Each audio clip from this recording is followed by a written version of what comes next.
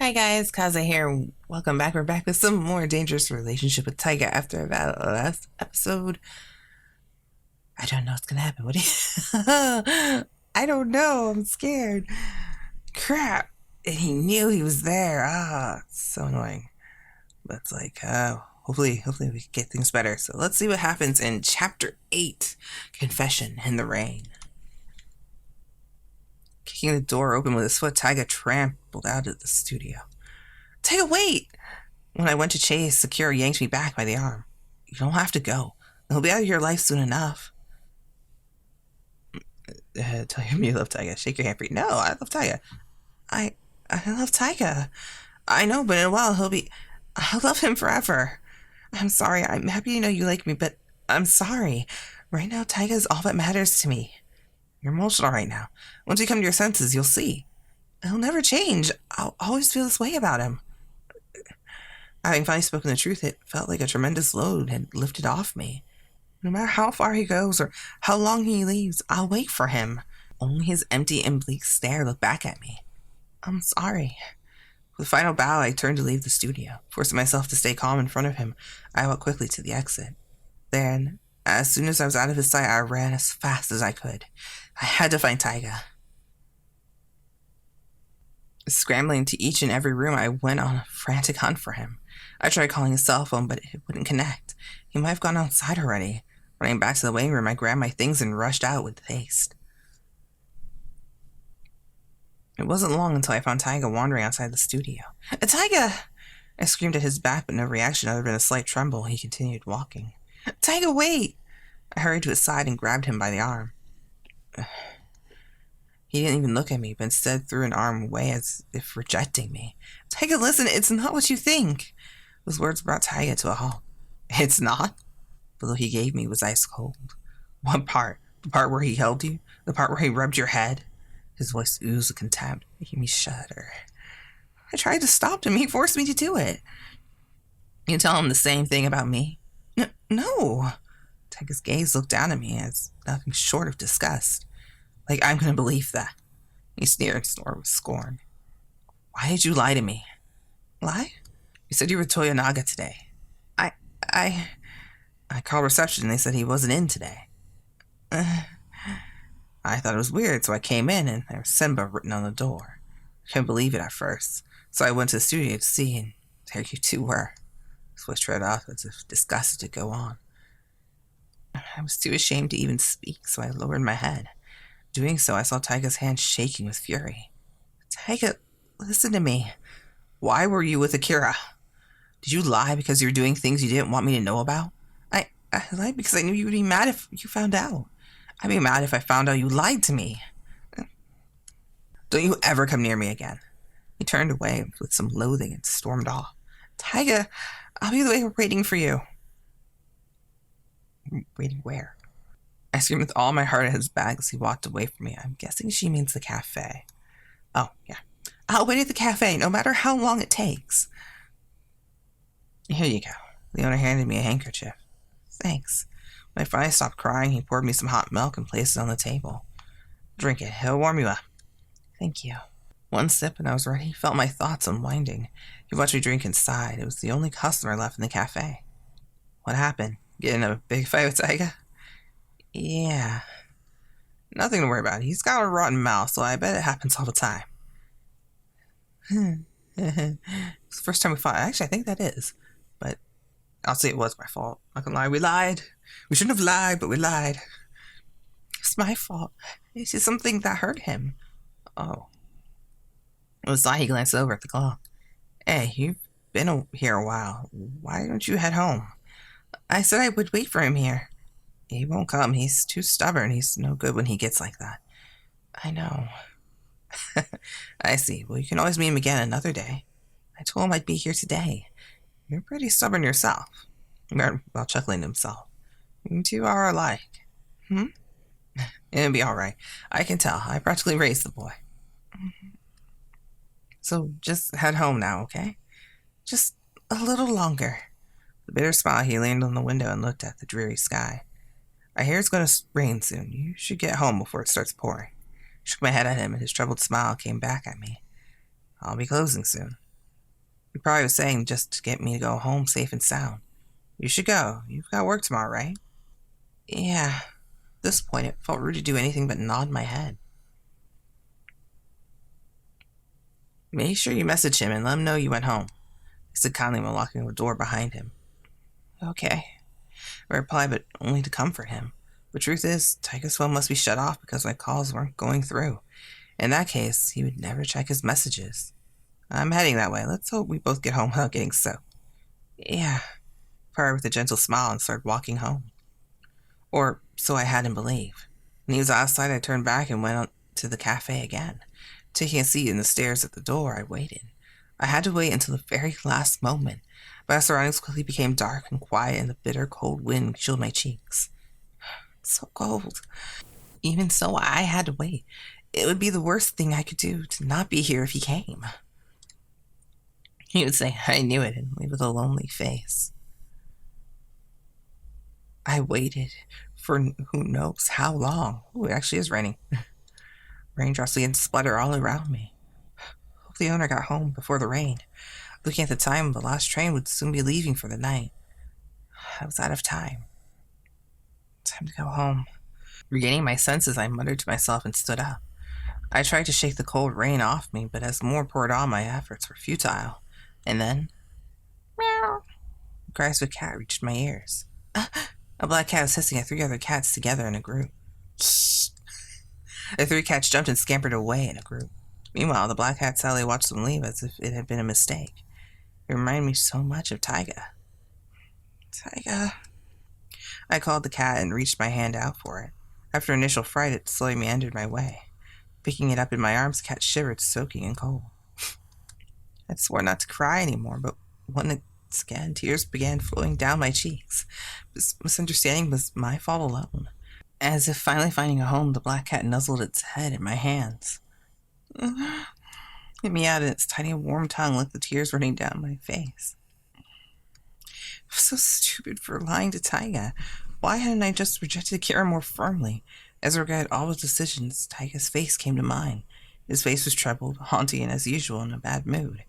He asked, "Do you love me?" with a lonely and concerned look on his face. Despite his bad mouth, he was always straightforward and honest with me. The cat looked away, but my tears kept pouring out like a waterfall. As if distraught and not being able to stop them, the cat let out a little meow. And then, who sits around meowing with cats? Christ! My head flung around to see a worried and concerned face staring down at me. Yay! Taiga's here. It was Taiga. Who the hell waits outside when it's like this? His face scrunched up with distress as all of his clothes dripped with rain. Taiga, I waited for you. The voice cracked and creaked with sobs. I thought you would never come. Well, I did, so you can stop crying now. With a shake of his head, he grabbed my arm and pulled me up. The cat slipped out of my arms and landed on the ground. Sorry, pal, she's mine. Taiga firmly took me by the hand and led me away. Can't we take the cat? Sorry. His breathing was still hard and heavy, so I knew he had run here. Taiga, I'm so sorry. He simply nodded in response as I repeated the same words over and over.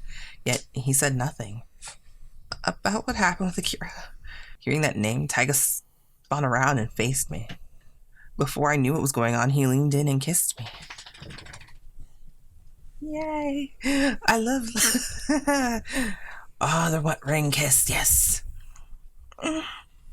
His wet and cold hands wrapped lovingly around my neck. Don't talk about any guys but me.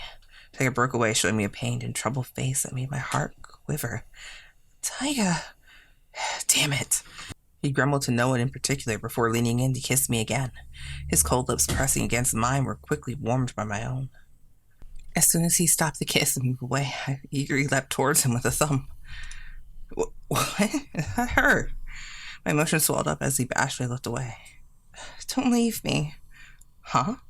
It wasn't right for me to be so selfish. Still, some part deep inside my soul made him say it. Don't go. Don't leave for another country. Mine cut up for a second, and I realized I shouldn't have said it. Sorry, I didn't mean it. Taiga stepped back and looked at me while sighing. Who told you that? Akira? When I nodded, he clicked his tongue with frustration. My heart trembled with agony because for him to do that meant it was true. Wish him good luck. Ask him not to go. I said, don't leave me, but good luck. Well, I mean, I was being selfish. I mean, I wish him well. Yeah. If he was leaving, I should wish him well. I hope you do well over there. Good. Wait a damn minute. I jumped back with fright when he suddenly shouted, "Why would you believe him without talking to me? Is it not true?" "It's true. I'm going to Paris." "Oh, so it was true all along, but only for a month." "Uh-huh." "No, they wanted me to make a contract for longer. I'm just not ready for it yet. I told them maybe in a few years. First, I want to learn language and stuff, so I told them no for now." "Really?" "I was going to tell you today, but that jerk said it first. Damn it." "Also, that was why." He only comes here when there's a big change in his life. He wanted to come to the cafe today because he had something to tell me. For now, I'm just going there for Paris Fashion Week, he explained in a shy, meek voice as if trying to hide his excitement. That's wonderful. Congratulations, Taiga." Crying one second, laughing in the other. "Make up your mind, will you?" A smile grew across his face. Oblivious to the cold, pouring rain, we squeezed together for a loving embrace. After that, we went back to my room and talked about things. It was time to clear all our worries and misunderstandings. While talking, Taiga seemed more liable and manly than ever before. "Sorry to keep you waiting in the rain. I had a lot to think about." "Like what?" "You know, I'm grouchy and mean and not interesting to talk to.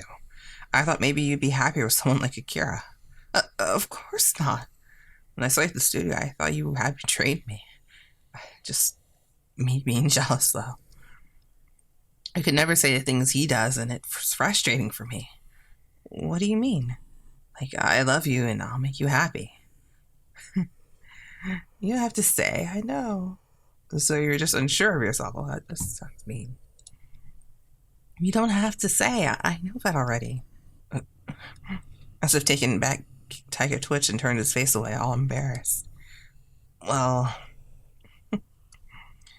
Just then, I was worried about all these things. Akira showed up. "I wasn't sure if you loved me, and you hadn't said it in forever." "That's a lie. I've said it." "No, you haven't." "Well, I thought about it. The only time I had recently was when he was sleeping in the cafe." And we nodded in agreement. "Fumiki, do you really love me?" Seeing his desperate and pleading face, my emotions rose up inside of me. He was so clumsy in love, but I loved him regardless. I do love you. I love Taiga the most." His face went blank for a moment as if being caught off guard. When he looked into my eyes, his cheeks turned more and more red. Then, as if putting it all behind him, an impish smile crept across his face. "You've gotten pretty aggressive, haven't you?" Huh? His hand pressed up against my soaked clothing. Hey, wait a second." "No can do." A devilish grin, he picked me up in his arms and carried me to the bed. Tossing my wet clothes off to the side, his warm skin pressed on me as he crawled on top. I closed my eyes and soaked in the soothing warmth of his skin directly on mine. I love you. You're all mine." Looking open my eyes, his bright red face was right there in front of me. I reached my hands around it and cradled his head into my chest. "I love you too, Taiga." His blushing face rose up and stole a kiss from my lips. At the same time, his hand slid across my skin and gently teased my breasts. His passionate kisses pleased my lips while he caressed my body with his hands. I couldn't peel my eyes away from his handsome and kindly face. Fumiki made me dizzy just to see his face so close to me. His cold fingers moved in a pattern stimulating my body. Lower and lower his lips went until he licked my bosom. "Taiga, I feel..." "You want more, right?" "Yeah, I want you." Surprised at my sincerity, his eyes flashed with wonder and delight. With a playful smile, he grabbed around my waist and pulled me closer. "I'll give you what you want, then." My voice moaned uncontrollably at his attack. Fumiki. His lustful eyes and lips seduced me, drawing my every thought to him. Everything became a haze in my mind as my senses were overwhelmed. All I could process was him saying my name over and over again. That alone filled me with extreme pleasure. "Fumiki, tell me you love me." Love you. Fumiki. His hair draped down and tickled my cheeks. He gently stroked my hair and smiled. Cat. What cat? The cat at cafe reminds me of you. Don't compare me with a cat. He pretended to be bold, but inside it was lonely. If it hadn't been there, I'd probably have given up on you. Taiga hummed softly while continuing to stroke my hair. Don't go. I'm not going anywhere. Taiga, don't leave me. I won't. Taiga. I was relieved to see Taiga there when my eyes snapped open. He still stroking my hair like he had been before I fell asleep. Morning. Morning. I had a dream where Taiga went somewhere far away only to never return. You stay awake the whole time? Yeah, I saw you were having a nightmare or something. You were so loud I couldn't sleep, damn it. Sorry, you went somewhere far away in my dream. I'm not going anywhere, so don't worry. But in a few years you might. Yeah, I guess. I'll be waiting for you to come back. What are you talking about? You're coming too. I'm not leaving you here. Huh? I couldn't just leave this perfect body of yours behind. He teased me while sucking on my lip. Is that all I am to you, a body? You're everything. His face took on a tender and kind expression. Your hair, your eyes, your smell, and here, too. He said, pressing his ear against my chest.